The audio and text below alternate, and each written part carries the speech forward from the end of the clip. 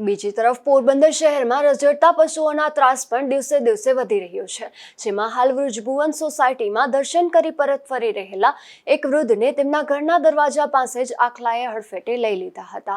ત્યારે આ વિસ્તારમાં પશુઓનો ત્રાસ દૂર કરવા માંગ ઉઠી છે।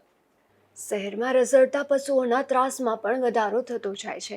મહાનગરપાલિકા દરરોજ આખલા પકડવાના દાવા કરે છે, પરંતુ પશુઓના ત્રાસમાંથી શહેરીજનોને મુક્તિ મળતી નથી। આખલાએ હડફેટે લેવાના બનાવ અવારનવાર સામે આવે છે। ત્યારે વૃજભુવન સોસાયટીમાં રહેતા કાનજીભાઈ ભીમજીભાઈ પંડિત નામના એક વૃદ્ધ મંદિરે દર્શન કરી તેમના ઘરે પરત ફરી રહ્યા હતા। ત્યારે તેમના ઘરના દરવાજે જ તેઓને પાછળથી આખલાએ હડફેટે લઈ નીચે પછાડ્યા હતા। બનાવ બનતા આસપાસના લોકો એકત્ર થઈ ગયા હતા।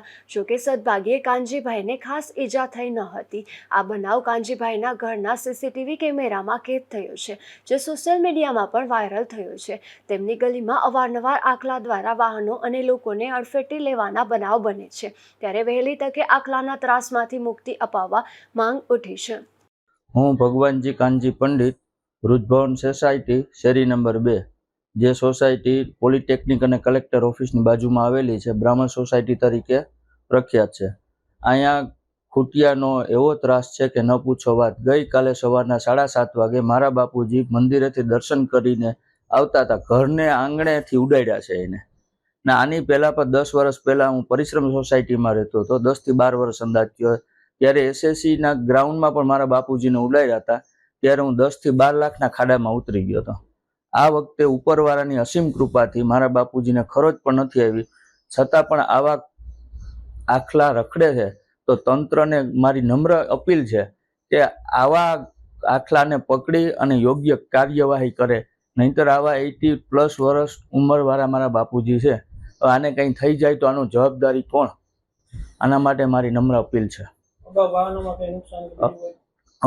અગાઉ મારી ગાડી હતી, મારી ગાડીમાં પણ ખૂટિયાએ થોડી નુકસાની કરી હતી। ગલીમાં રોજ ખૂટિયા નીકળે છે, રોજ ત્રાસ છે, ક્યારેક એને ઉલારી નાખે એનો કોઈ ભરોસો નથી।